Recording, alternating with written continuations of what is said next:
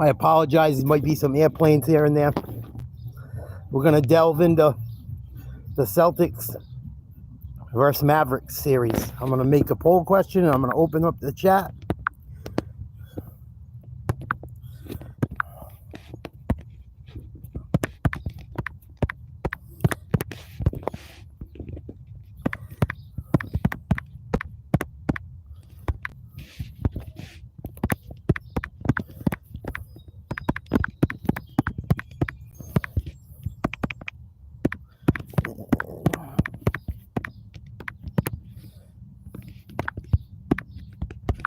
We got the poll up.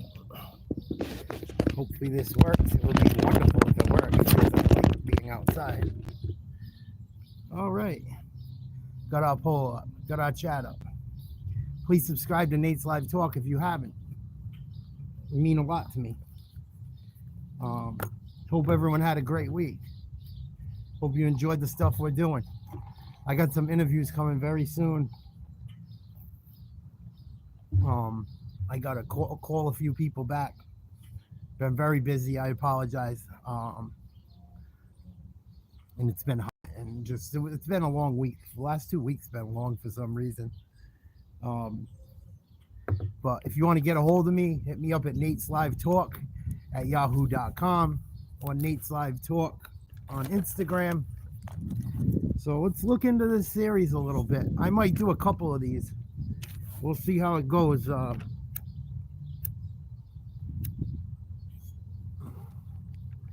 The series starts June 6th. So we got some time before this thing gets rolling to really do a deep dive on it.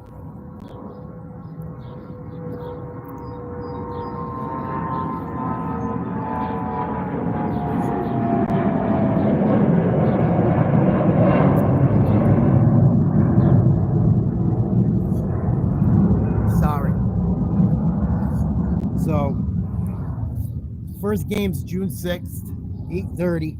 It looks like most of these games are going to be at 8:30 at night. This season, the Celtics beat the Mavs both times they played. One by 9 points, another by 28 points. Luka had triple doubles in both games. The bigger victory of the two, the Celtics had Porzingis. Porzingis has been working out. Mazzulla made a statement and said he's been participating in drills at practice. That was on Friday, and he's not limping or hobbling. He looks all right. If Porzingis can play and be healthy, even half the minutes he usually plays, and Jason Tatum doesn't disappear, the Celtics should win this series. There's not a doubt in my mind. But let's look at the matchups, the way it looks like it's going to go down, at least based on their position. Luka actually is their point guard, and Kyrie plays the two, believe it or not. But that doesn't matter. Them guys do whatever the hell they want. They're both superstars. Whether I like Kyrie or not, he's good. I'm not that stupid. But we got Luka versus Holiday, Kyrie versus White. I don't think that's how they'll match up defensively. I'm just going position. Derek Jones, small forward. Brown for us. Tatum for us. Washington for them. Gafford for the Mavs. And Porzingis or Horford for the Celtics. If Porzingis playing or not makes a huge difference because it makes you so much deeper without coming off the bench. And their bench, they got Dante Exum, Hardaway Jr., Josh Green, Kleber, Derek Lively, Jaden Hardy, and Powell. We have Horford if Porzingis plays, Cornette, Hauser, Pritchard, Brissett, or Tillman. Who knows? The Celtics could roll Porzingis off the bench. I didn't even think of that. I mean, you could do it, right? Play him when you need him. See how things go. the game should not get so out of reach the Celtics need to scramble like that. I don't think. I mean, I feel like they're over that not showing up shit. But we will see. You never know with Boston. Sometimes they show up, sometimes they don't. It's scary being a Celtics fan. But the Mavericks look very confident right now. Kyrie's saying all the right things, but I wonder if he's going to be able to hold it together mentally and emotionally. And when the Celtics were asked about Kyrie and stuff, they kind of took the Bill Belichick route, which I think is really smart. Do not give this guy any ammo, Boston. Do not talk bad about him and give him ammo. Celtics have more finals experience based on overall players being going to the finals. Kyrie's got some finals experience, but he's like the only one for the Mavs. Most of the guys for Boston were not most, but quite a few of them. Almost all their starters have been to a final. When we lost to Golden State, and Boston's gotten major rest, major rest, which I think will be huge. It shouldn't hurt them. These guys are pros. They know what they got to do. I'm sure they're working to keep their wind up so they're not lazy and tired and shit, doing their cardio. And Horford said his first trip to the finals, I was reading an article, he said it was like a roller coaster ride. And he thinks that them having been there will help them know how to handle the days off and the whole experience. But I don't see how, if Boston doesn't fucking not show up, I don't know how Boston loses if they show up and give good effort. The team that wins game one in the finals throughout history at home has won 78% of the time. I wonder what the Mavs are going to do defensively. I think they're going to be in trouble.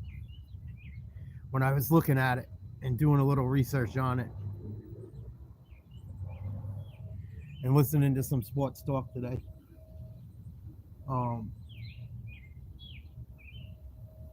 I don't know how they're going to be able to switch where it doesn't hurt them. And I looked at they have percentages for everything nowadays. I was looking, the 2 games during the regular season, Boston beat Dallas. They didn't switch on defense at all. Like very, very little. Like they just played man to man. They didn't switch. And it hurt them not switching. I know they're not the same team defensively that the team they are now is not the team they were then. No doubt about it. But I look at the matchups and I'm like, what are they going to do? I guess they would put Kyrie on Derek White, maybe. And then put Jones Jr. on Tatum. Maybe Luka on Holiday. And then Washington on Brown and Gafford on Horford or Porzingis, I guess. Or do they put like Luka on White and Kyrie on Holiday? That might help with switches on Brown and Tatum, I guess. But if you switch Kyrie onto one of them guys, he's a capable defender. He could strip him and shit. But if they start to back down, Kyrie's going to be in trouble.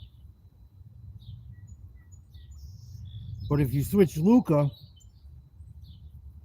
if you put Luka on White, That might help because he does a lot of handoffs and shit. So if you put Luka on White, then that might help you with switches onto Tatum and Brown that way. But I don't know. It's tough for me to say because I don't think Luka can expend that much energy on defense because he does so much offensively for him. So say you put Luka on Derek White and he's got to switch onto Brown or Tatum when they do their handoffs. Thank you, Sports Edits. Please share me. I'm very new at this. I played a lot of basketball as a kid, even though I fucked up a lot as a kid too. And I'm a fat guy now, but I really look into stuff. Thank you for your comment. Thank you. I appreciate it.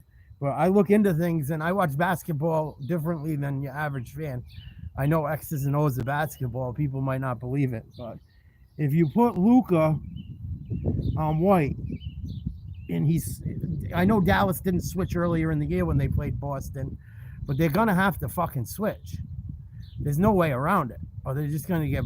They're gonna if Dallas doesn't switch, the Celtics are disciplined enough where they will wait to get their matchup, and Dallas is gonna have to switch, and it might hurt them switching. It might even be worse, but if you put Luka on Derek White, it helps you switch with Tatum and Brown. But now he's giving up a ton of fucking energy on the defensive end. Right? And if you put Kyrie on White, now you got a mismatch.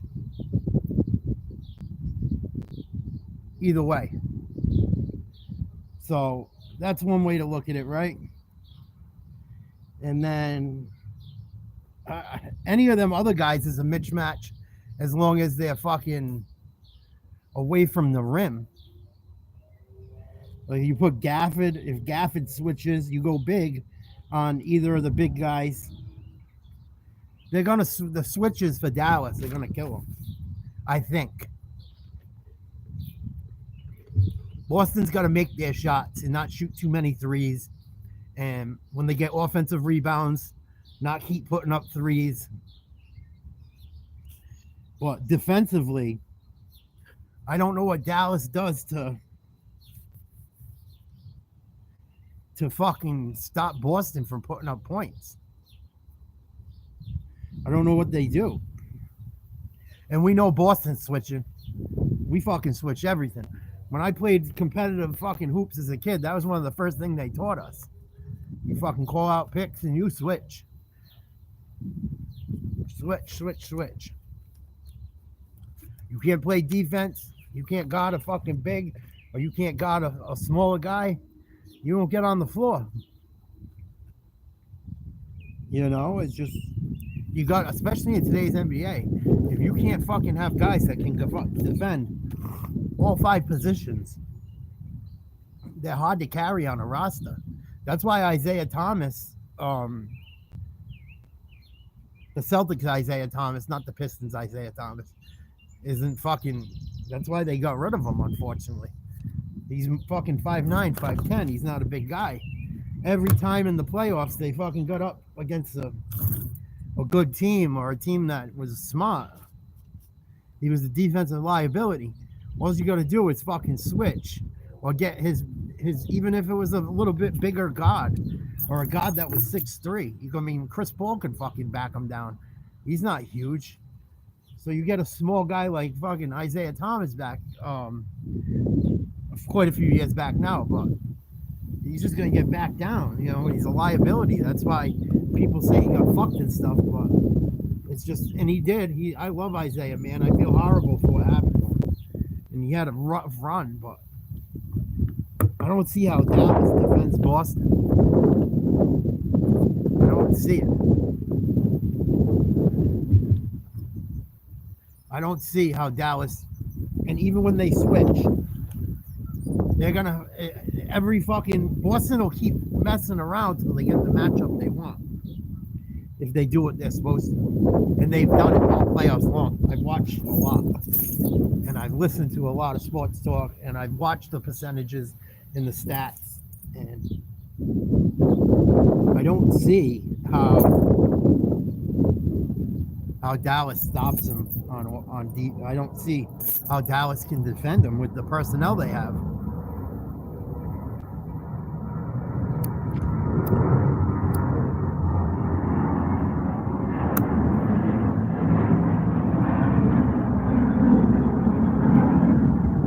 Sorry.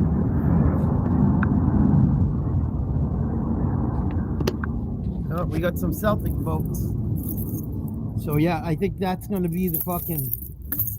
Boston has to show up, do what they're supposed to do. But I don't see how Dallas defends Boston. I don't see how it works out for them. Because when you switch bigs, now they're blowing by them. And now you other guy, and now, or they get in foul trouble, and people get out of position. I think it's a fucking defensive nightmare for the Mavericks.